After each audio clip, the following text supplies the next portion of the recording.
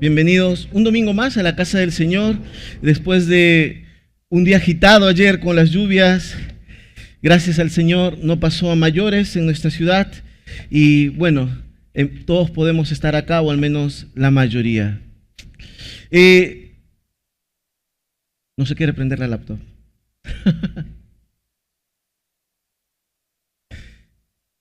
Permítanme mencionar que quiero iniciar esta prédica haciendo una pregunta que creo que la mayoría sabemos, pero hasta ahorita los del tercer culto fueron los que respondieron a la primera. ¿Cuál es el fin principal del hombre? Ahí está. La hermanita lo mencionó y los demás dicen sí. ¿Qué dijo la hermana? El fin principal del hombre es algo que a lo largo de los siglos muchas personas se han preguntado, pero han llegado a la misma respuesta, y es que el fin principal del hombre es glorificar a Dios. Y glorificar a Dios no es simplemente algo que hacemos de vez en cuando, sino que es el propósito central de nuestra vida. Ahora, ¿pero qué significa realmente glorificar a Dios?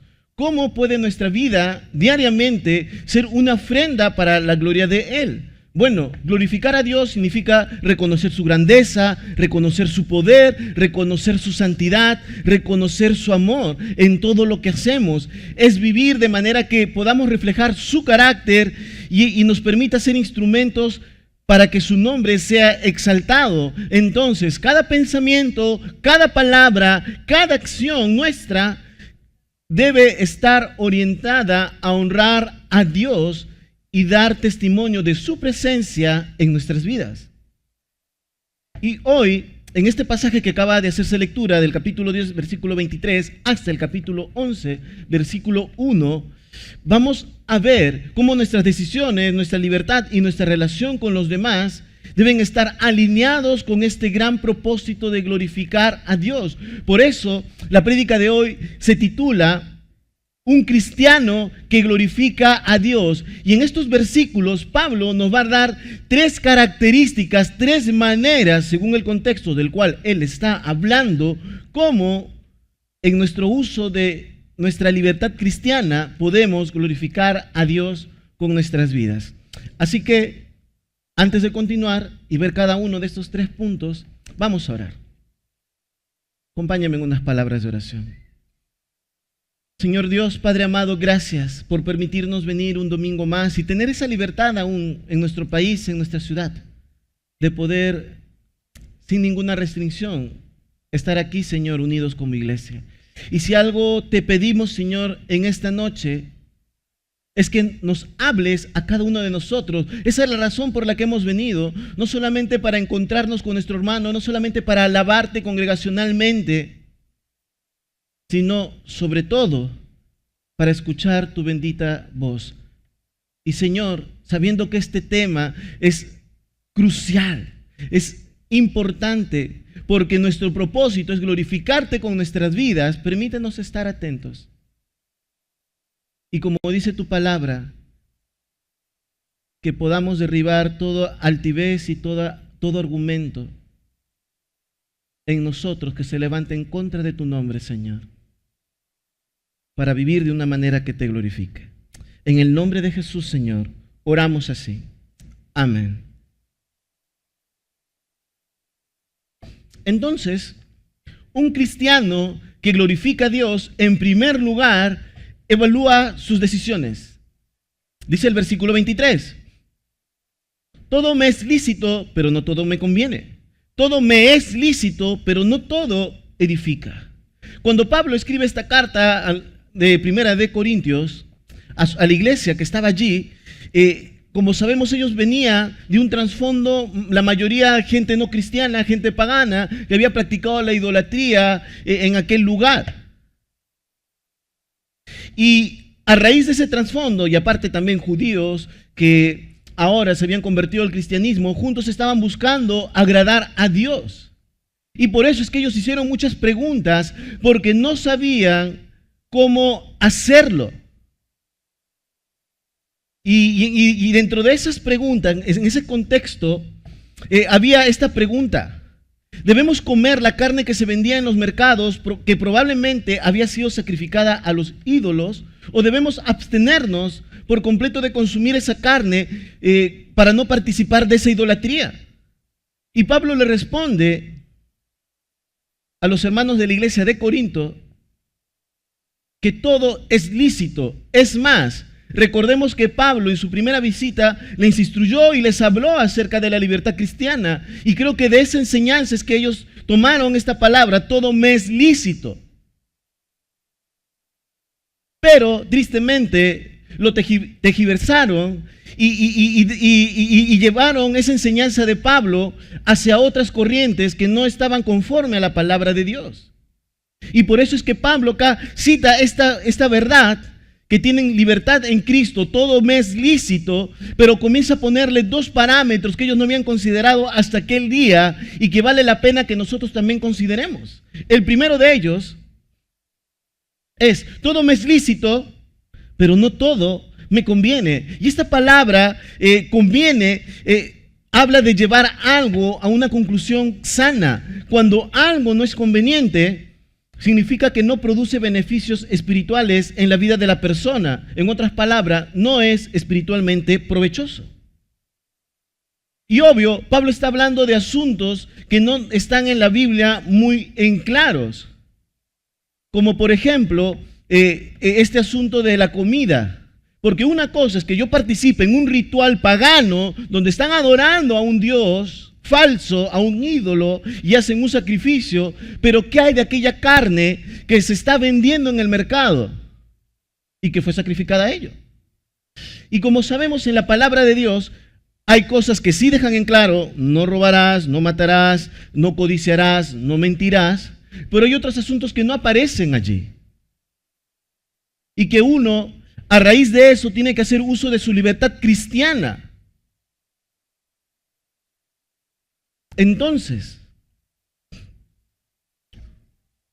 un asunto que no está claramente definido como correcto o incorrecto, uno puede hacer uso de su libertad cristiana. Y eso es lo que Pablo les estaba diciendo, porque al fin y al cabo, un cristiano maduro iba a entender que esa comida no tenía ninguna injerencia.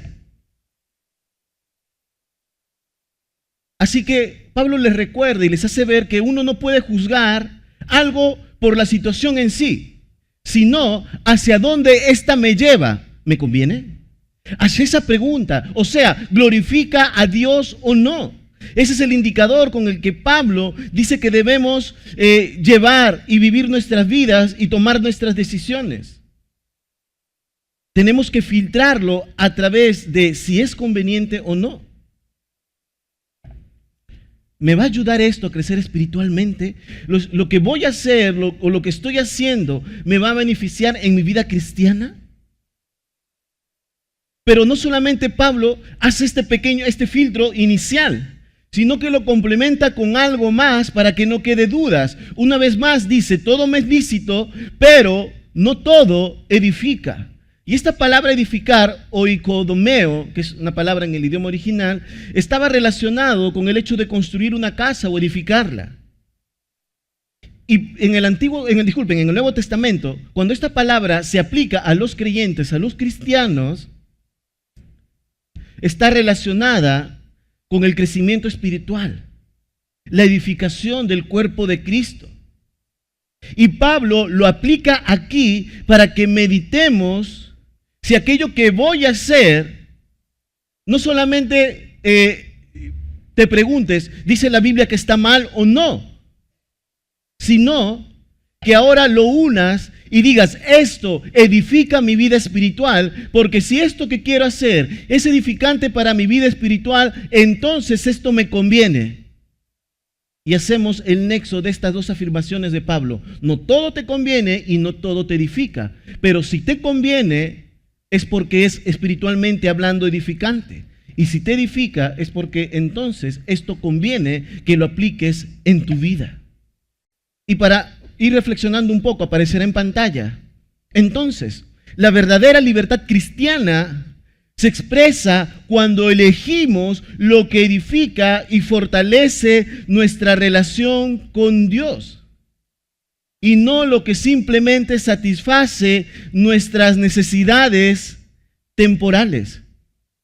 La edificación de nuestro ser interior es un asunto que requiere discernimiento. Escúchame bien, esto es señal de madurez espiritual. Es evidencia de que yo estoy caminando y creciendo espiritualmente hablando. Pero mis amados, tristemente hay creyentes que no quieren ir a ese camino de la madurez. Y permíteme ponerte un ejemplo. ¿Cuánto tiempo pasamos en las redes sociales? Pastor, pero la Biblia no dice, no uséis las redes. No dice. ¿No? Claro, no lo vas a encontrar allí. ¿Es malo estar en utilizar tu Facebook, tu Instagram? No. Pero ¿cuántas horas inviertes en ello? Y entonces, como la Biblia no lo declara como pecaminoso, así como robar, matar o codiciar o mentir, tenemos que aplicar los otros dos filtros adicionales de Pablo. ¿Esto me conviene? ¿Esto edifica mi vida espiritual?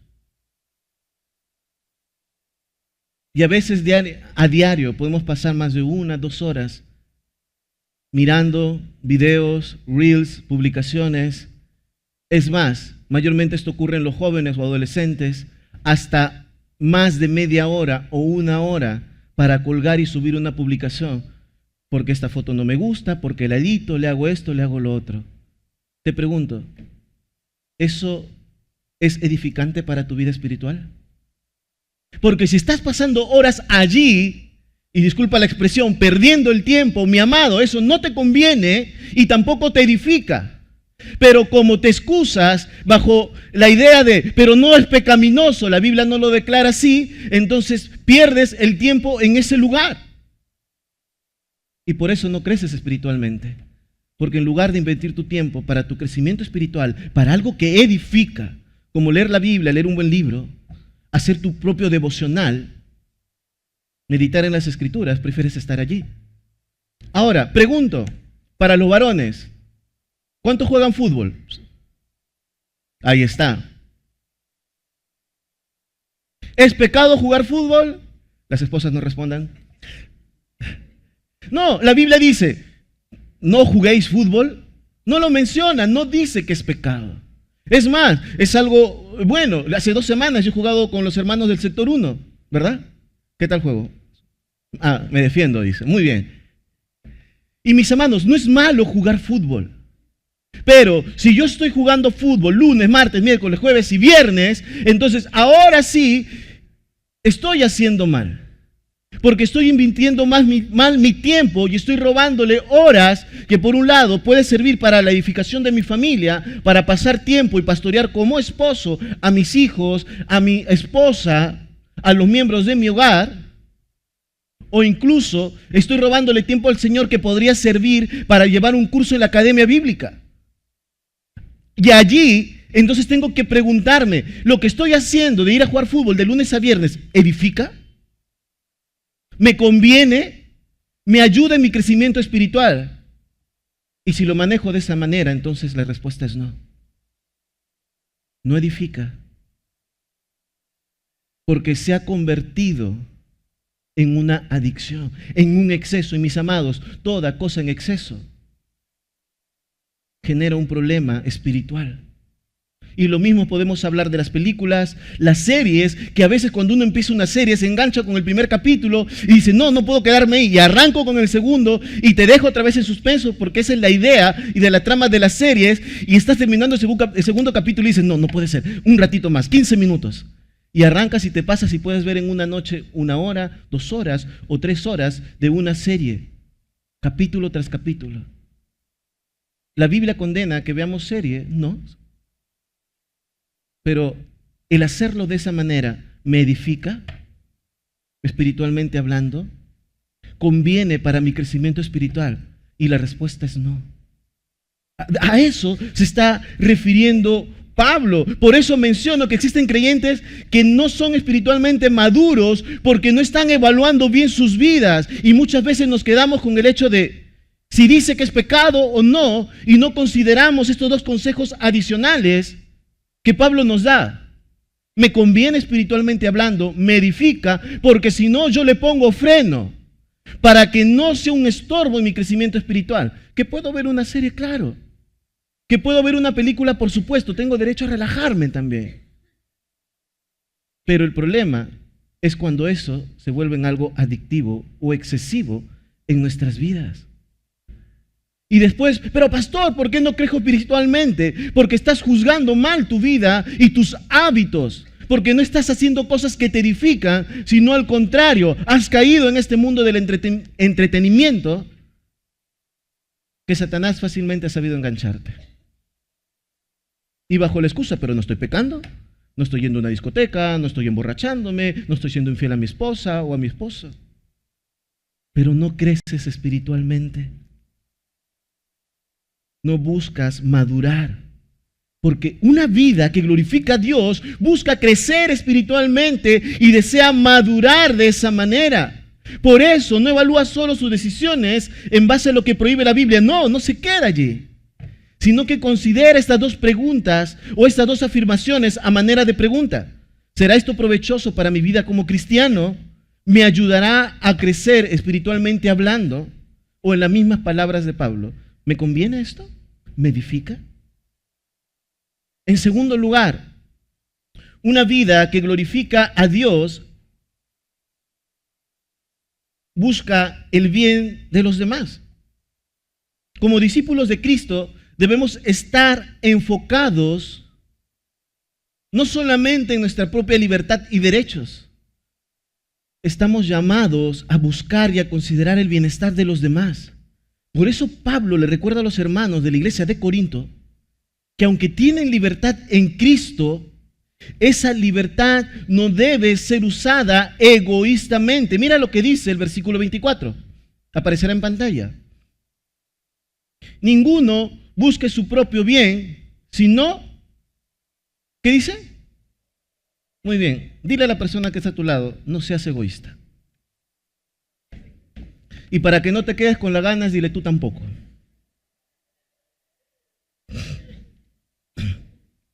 Permíteme ejemplificarte esto.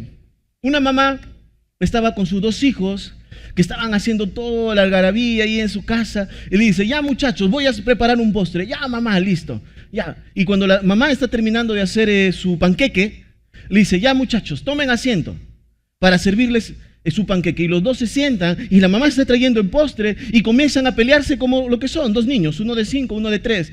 Yo primero, mamá, sírveme a mí primero, a mí no, a él no, a mí sí. Y la mamá, ya muchachos, silencio. Y ella aprovecha esta ocasión para querer enseñarles algo espiritual. Y les dice, chicos, ¿saben qué haría Jesús si estuviera aquí sentado con nosotros? Ellos se quedaron callados. ¿Qué haría mamá? Y ella le responde, Jesús diría que mi hermano coma primero. Y el pequeño de 3 años, que era mosca, le dice, ya hermano, tú vas a ser de Jesús, ¿ya? Yo voy a comer el panqueque primero. Y mira, si bien es cierto, esto suena gracioso, pero demuestra lo que hay en nuestros corazones. A menudo nosotros las personas somos egocéntricas y todo lo que hacemos lo hacemos para el beneficio propio. Y Pablo nos dice que una de las características de una vida que glorifica a Dios es que no es egocéntrica, que no es egoísta. Una vida que glorifica a Dios busca ayudar y beneficiar a los demás. No se caracteriza por el egoísmo, sino por el altruismo. Y mis amados, algunas personas les sirven a los demás porque van a obtener algo a cambio. Yo soy amigo de estas personas porque ellos tienen dinero y me pueden ayudar. Yo le hago este favor a esta hermanita porque de acá a un mes yo también necesito un favor. Entonces yo le voy a ayudar para que luego ella se sienta comprometida para ayudarme. Mis amados, la palabra del Señor dice, lo que hace tu mano derecha no lo sepa tu izquierda. Tú no tienes que hacer las cosas por conveniencia, pero tristemente las personas, algunas personas hacen lo que hacen para su propio beneficio. Pero los que buscan glorificar a Dios, todo lo que hacen, lo hacen para bendecir, para ayudar a las demás personas. Y mira, aquí Pablo va a mencionar dos ejemplos, versículos del 25 al 30, pero primero vamos a ver el ejemplo que está en los versículos del 25 al 27. Dice así: de todo lo que se vende en la carnicería, comed, sin preguntar nada por motivos de conciencia, porque del Señor es la tierra y su plenitud. Si algún incrédulo os invita y queréis ir, de todo lo que se os ponga delante, comed, sin preguntar nada por motivos de conciencia. Permíteme ponerte un poco en contexto. En aquella época había un lugar especial donde se compraba la comida. No es como ahora que podemos ir un Metro, Mercado La Ermelinda, Palermo, La Noria, o ir a la casera de al frente de la casa que está ahí por la cuadra. No. Había un solo lugar donde se compraba la carne. Y en aquel tiempo lo que ocurría es que parte de esa carne que se vendía provenía de un sacrificio hecho a algún ídolo. Entonces, lo que ocurría es que los sacerdotes paganos en sus templos hacían esos sacrificios a sus ídolos, pero no toda esa carne de dicho animal se consumía. Entonces, lo que sobraba, ¿qué hacían ellos? Lo envolvían y lo llevaban al mercado para que sea vendido. Eso es lo que ocurría. Y en la libertad cristiana que tenían los hermanos de la iglesia de Corinto, estaba pasando algo que Pablo identifica. Había una sutil piedad legalista que Pablo quería tratar en ese momento. Permíteme explicártelo. En la iglesia de Corinto habían hermanos que habían salido del judaísmo, judíos, cristianos, que habían conocido al Señor. Pero cuando ellos estaban en el judaísmo, habían ciertas reglas en relación a este asunto de la comida y que de alguna manera querían camuflarlo y ponerlo en medio del cristianismo. Voy a mencionar dos de ellas. Un judaizante, cuando iba a comprar a la tienda, a comprar carne, la primera pregunta que hacía era si este animal había sido matado por un judío.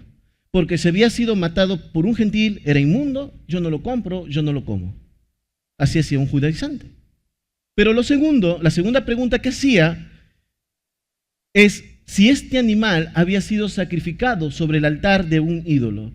Porque si había sido sacrificado sobre el altar de un ídolo, yo no lo como, no lo compro.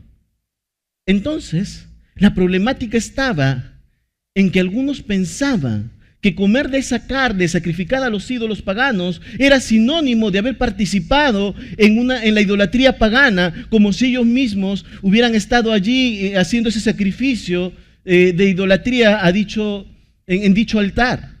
Entonces estaban pecando. Habían caído estaban por caer los hermanos cristianos en un tipo de legalismo tal vez extremista. Algo parecido en nuestra época puede ser a una pregunta que un hermano una vez me hizo. Pastor, ¿es correcto que yo compre ropa en una tienda no cristiana a una señora que no es creyente? Y yo por curiosear le dije, ¿y por qué sería pecado? Lo que pasa, pastor, es que como no es cristiano, lo que yo le voy a dar, el dinero lo va a utilizar luego para tomar, de una manera incorrecta. O incluso, pastor, tal vez la procedencia de esa mercadería, al no ser alguien cristiano, no lo hace de manera legal, sin pagar impuestos, etcétera, etcétera. Entonces, hasta incluso la procedencia puede ser dudosa. Ahora, yo pregunto, ¿cuántos compran su ropa en tienda cristiana? Están pecando. No, hermanos. No, mira, date cuenta a qué extremo podemos caer. Al contrario, mis hermanos, tenemos esa libertad de comprar en cualquier tiendita nuestra ropa y poder bendecir a esas personas. Que si está en ti ayudar a los hermanos de la fe, amén y gloria a Dios, no estás pecando. Pero a ver, ¿cuántos tienen? Y ponte a pensar en esto. Una tienda cristiana en tu barrio, ponte a buscar. Voy a abrir mi tienda por si acaso. Entonces, los hermanos estaban cayendo en eso.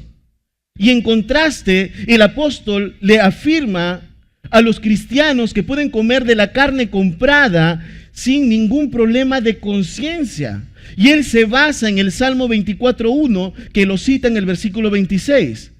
Porque del Señor es la tierra y todo lo creado le pertenece a Dios, incluido ese animalito que fue sacrificado a los ídolos. Y por eso es que Pablo le dice, no hay ningún problema. Y de hecho que en algún momento él lo habrá explicado eso cuando estuvo ahí con ellos. Y algunos lo entendieron, pero los nuevos en la fe había que explicarles. Y como había un asunto de conciencia, entonces ahí era otro asunto. Y eso nos lleva al segundo ejemplo. Siguiente pantalla. Versículo 28.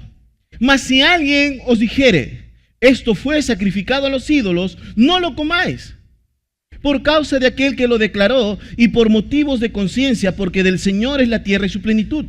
La conciencia, digo, no la tuya, sino la del otro. Pues ¿por qué se ha de juzgar mi libertad por la conciencia de otro? Y si yo con agradecimiento participo, porque he de ser censurado por aquello de que doy gracias. Ahora Pablo pone un ejemplo distinto, donde el anfitrión está poniendo información pertinente al creyente. El que el anfitrión haga notar el origen de los alimentos al creyente implica que ese anfitrión está enterado del sentir cristiano respecto a los ídolos. En otras palabras, sabe que esa persona es cristiana y sabe cuál es su postura en relación a eso. Y es interesante notar esto porque un autor, en referencia a este punto, dice lo siguiente, y lo voy a citar. Él dice así: existe la posibilidad de que este anfitrión no tan solo esté enterado de que él es cristiano y tiene una postura en relación a este asunto, sino que este anfitrión esté probando la convicción del creyente a sus principios. Y esa es otra cosa. Es como decir, en tu barrio saben que eres cristiano, en tu trabajo saben que eres cristiano, y a sabiendas de que eres cristiano, un compañero del trabajo te dice, oye, mira, ¿qué te parece si hacemos acá algunas jugadas? Movemos algunas facturas y te ganas 1,000 soles tú y yo rapidito y nadie más lo sabe.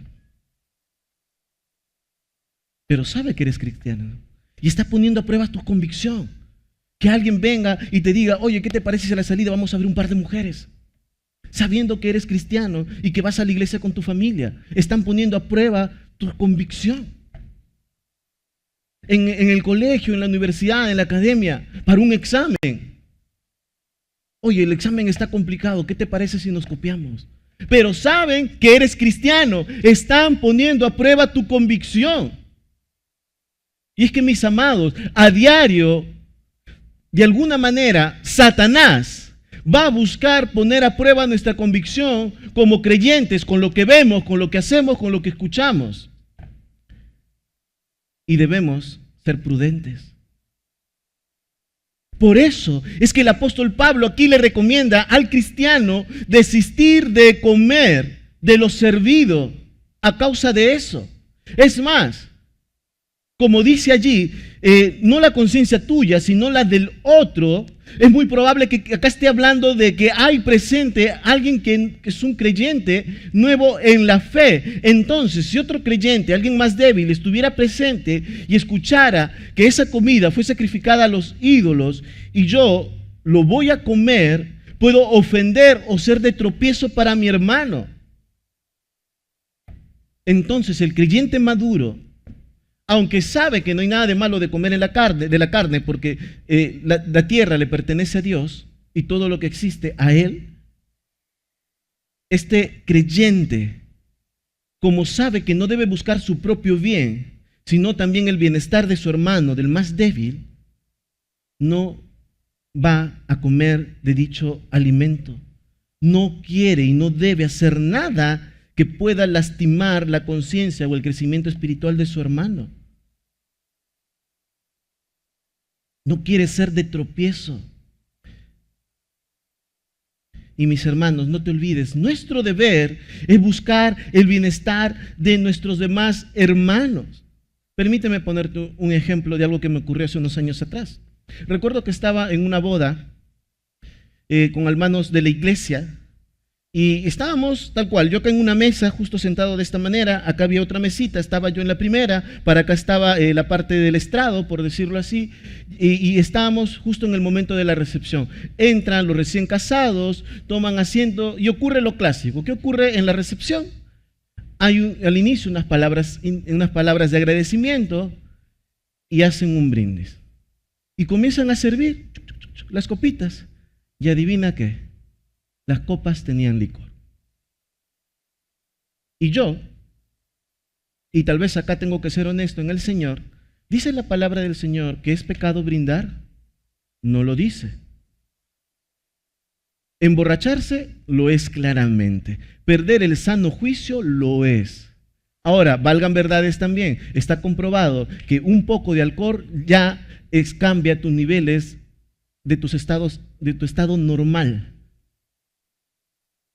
Y yo, siendo honesto, como creyente, yo no brindo.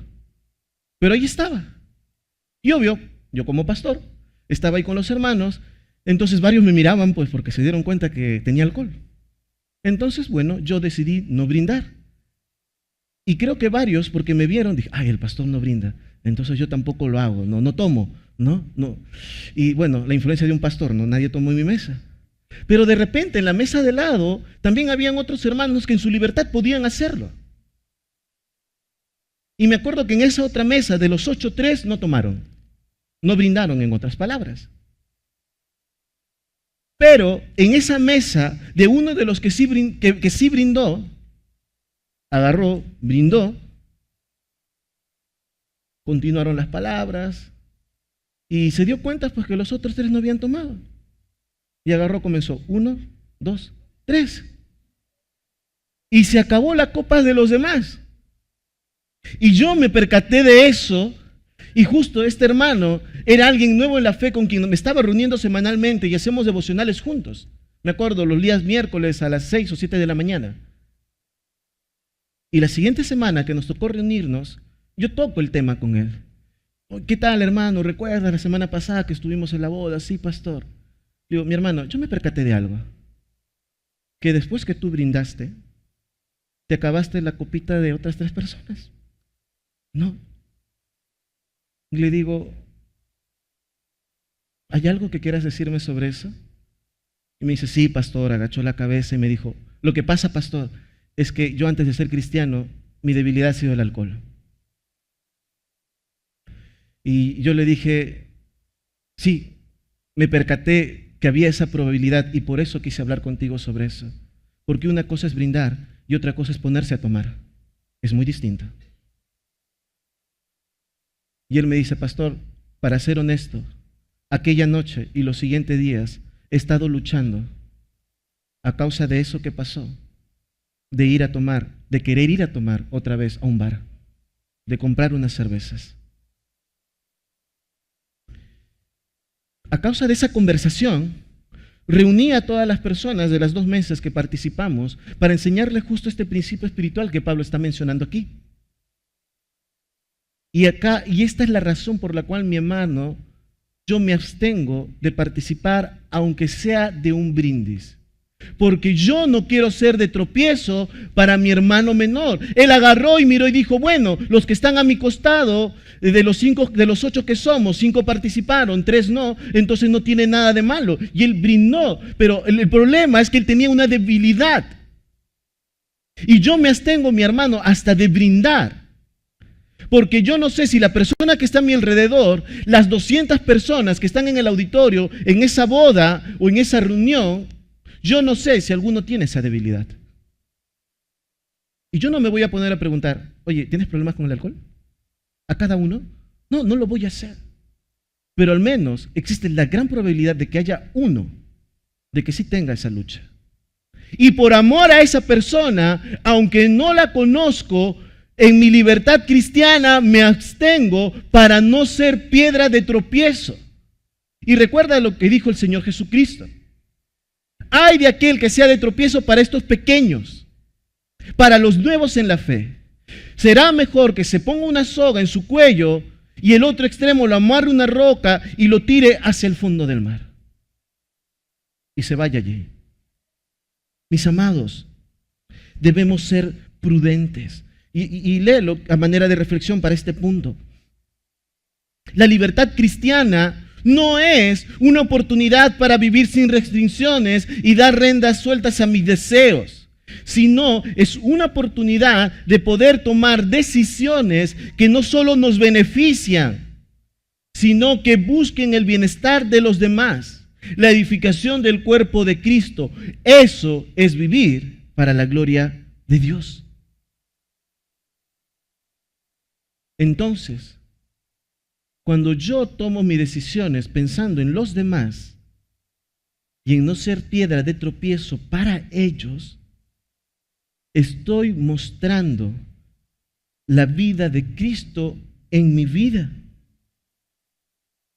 que no estimó a ser igual a Dios a cosa que aferrarse, sino se despojó a sí mismo tomando forma de siervo y siendo obediente hasta la muerte y la muerte de cruz. Y por eso en Filipenses 2, Pablo cita al inicio que hay este sentir que hubo en Cristo Jesús, que te estimes a tu hermano como a superior a ti y no seas de tropiezo. Y cuando hacemos esto, estamos viviendo para la gloria de Dios. ¿Se entiende? Tercer y último punto, un cristiano que glorifica a Dios no pone obstáculos al evangelio.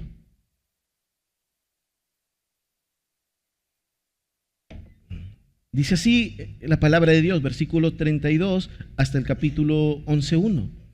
No seáis de tropiezo ni a judíos, ni a gentiles, ni a la iglesia de Dios, como también yo en todas las cosas agrado a todos, no procurando mi propio beneficio, sino el de muchos, para que sean salvos. Sed imitadores de mí, como así yo de Cristo. Ahí resalta esta palabra, no ser de tropiezo. Ser de tropiezo no solo se refiere a la idolatría, que era lo que Pablo estaba tratando allí, sino a cualquier actitud, acción que impida que alguien pueda crecer espiritualmente, que se pueda desviar de la verdad o que caiga en pecado por mi influencia. Y aquí Pablo está enfatizando que nuestras acciones deben ser pensadas en función de no ser obstáculo para que otros vengan al evangelio y conozcan al Señor. Por eso es que él dice, no sea de tropiezo ni a judíos que no son cristianos y a los gentiles que tampoco son no creyentes. Y dice ni a la iglesia de Dios, pero él ya habló anteriormente a eso. Por eso el primer punto, ¿recuerdas cuál era el primer punto de esta prédica? Un cristiano que glorifica a Dios toma decisiones, evalúa sus decisiones, toma decisiones sabias. Entonces yo tengo que evaluar mi vida como creyente en si esto me conviene y si esto me edifica espiritualmente hablando. Lo segundo es no ser piedra de tropiezo a los demás, ¿no? Que es lo que hemos visto hace un momento. Entonces, lo primero es conmigo, el segundo punto es hacia mis hermanos, a los nuevos, a los débiles en la fe. Yo no soy de tropiezo, yo me abstengo de hacer algo que pueda hacerlos a ellos pecar o desviarse de su fe. Y ahora en este tercer punto, Pablo da un paso más y dice una vida que glorifica a Dios no solamente piensa en sí mismo, evaluando si esto edifica o no, no solamente piensa en sus hermanos de la fe cristiana, los más pequeños, de no ser en tropiezo en ellos, sino que también un cristiano que glorifica a Dios piensa en aquellos que aún no conocen a Cristo. Y por eso él dice para que su propósito es para que la gente sea salva. No ponen obstáculos para que otros vengan a Cristo. Como también yo en todas las cosas agrado a todos, obvio dentro de los límites cristianos que ya he explicado capítulos anteriores, no procurando mi propio beneficio, sino el de muchos, para que sean salvos. Yo no quiero ser de tropiezo, yo no quiero poner obstáculos al evangelio de Dios con mi vida, porque quiero alcanzar, quiero ser de testimonio para aquellos que aún no conocen al Señor. Me gusta lo que, me es reflexiva esta frase que dijo Gandhi: me gusta Cristo, pero no me gustan sus cristianos porque no viven conforme a su Cristo. En otras palabras, hay cristianos que no son de testimonio para los no creyentes. Y mis amados, ¿cuántas veces hemos escuchado esta frase? Dice que es cristiano y está peleando con su esposa. Mi vecina dice que es cristiana y yo que vivo a 3 puertas de su casa escucho cómo ella grita, maltrata, pega a sus hijos, pero es cristiana. Dice que es creyente, pero esta señora que dice que es cristiana comienza a chismear, a hablar ahí en el mercado con las demás vecinas, hablando mal de los demás. Dice que es cristiano, pero en su trabajo coquetea con las demás mujeres. Dice que es cristiano y no tiene problema de al término del trabajo, de un día laboral, en lugar de regresar a casa, salir con los amigotes del trabajo e ir a tomar. Pero dice que es cristiana. Y mis amados, no sé tú, pero en algún momento, fuese en casa o fuese fuera, cuando alguien me ha dicho, mira Alex, haces esto y así dices que eres cristiano. ¿Sabes? Cuando a mí me han dicho eso, ha sido como una daga a mi corazón, que me ha hecho reflexionar en mi mal comportamiento y mal testimonio que he dado.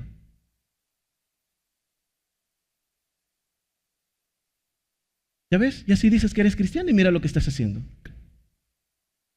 Mis hermanos, tenemos que reflexionar en cómo estamos siendo y cómo estamos viviendo y cómo estamos siendo de testimonio para aquellos que no conocen a Cristo en nuestra familia y en nuestro entorno. Yo a veces los exhorto a mis adolescentes, chicos, traigan a sus amistades. Y en algún momento les he hecho reflexionar, muchachos, ¿no será que no invitas a tus amigos porque tu vida no está reflejando a Jesucristo? Porque podría ser que con tus amigos te copias, te portan mal, te burlas de los demás. ¿Y cómo vas a hacer con ese testimonio invitar a tus amistades? ¡Qué vergüenza! Voy a decirles que asisto a la iglesia y los voy a invitar viviendo de esa manera.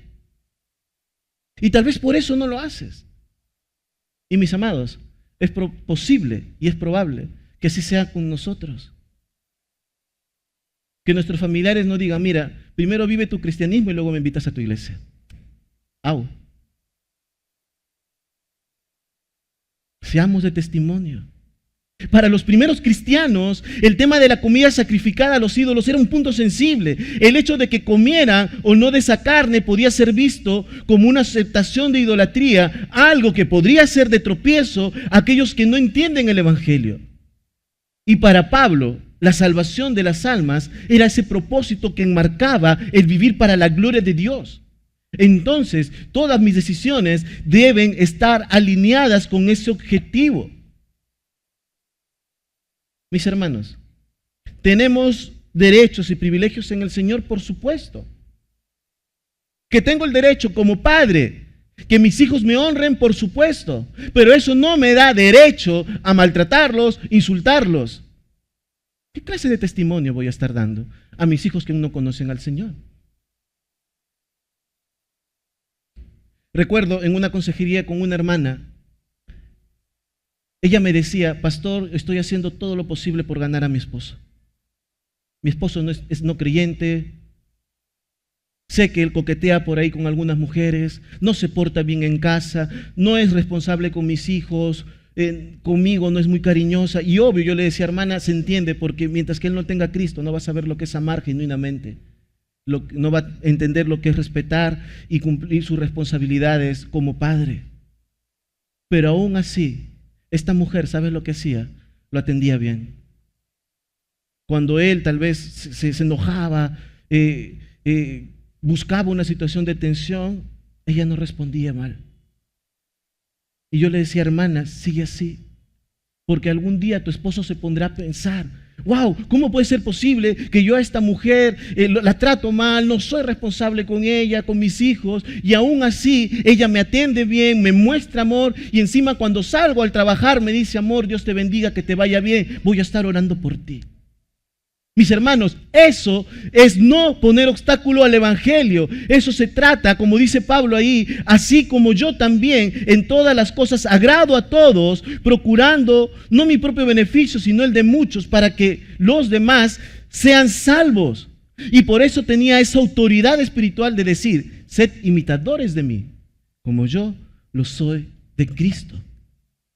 No nos olvidemos que vivimos en una sociedad donde nuestras acciones pueden ser malinterpretadas por otros, especialmente por aquellos que no conocen a Cristo.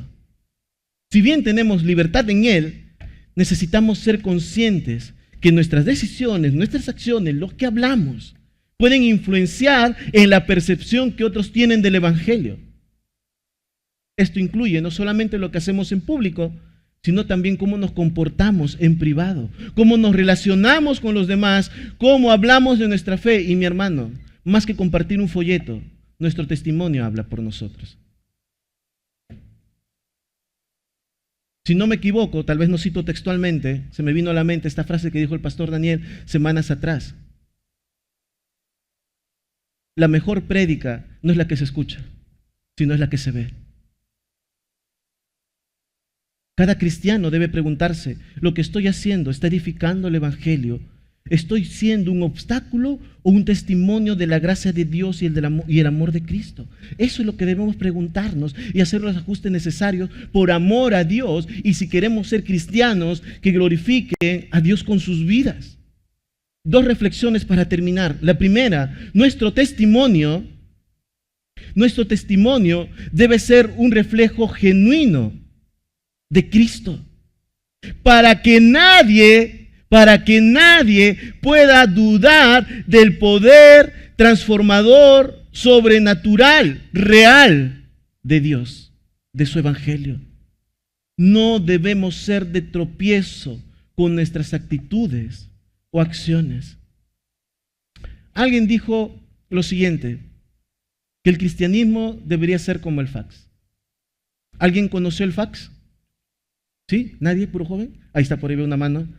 ¿Quién utilizó un fax alguna vez? Ahí está. Permítanme ponerles al tanto a aquellos que son del 2000 para adelante. El fax era el medio de comunicación que se utilizaba anteriormente.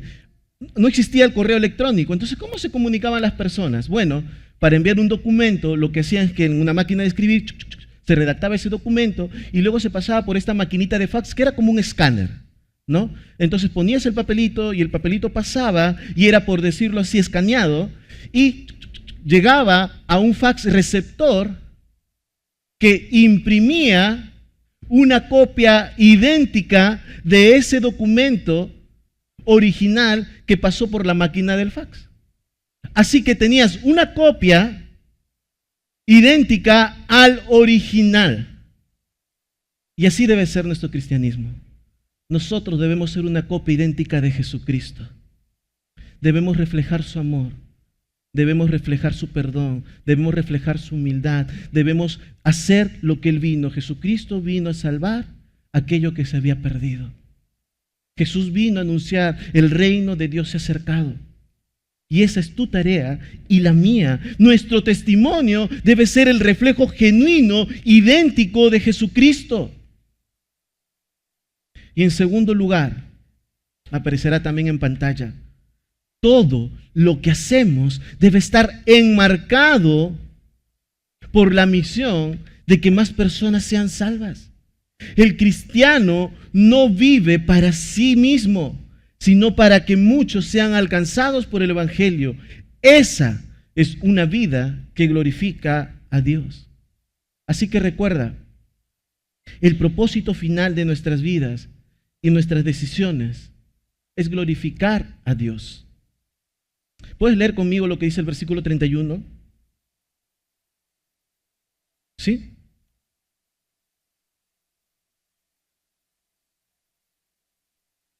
¿Lo encontraron?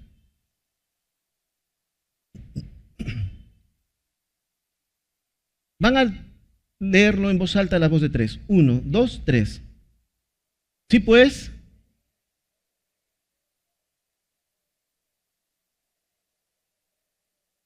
Si pues coméis o bebéis o hacéis otra cosa, hacedlo todo para la gloria de Dios. Este versículo enmarca las enseñanzas de los versículos anteriores de Pablo, de que una vida que glorifica a Dios evalúa sus decisiones, me es conveniente, me edifica espiritualmente, enmarca el hecho de que yo vivo para la gloria de Dios y yo considero a mi hermano pequeño y no soy de tropiezo para él.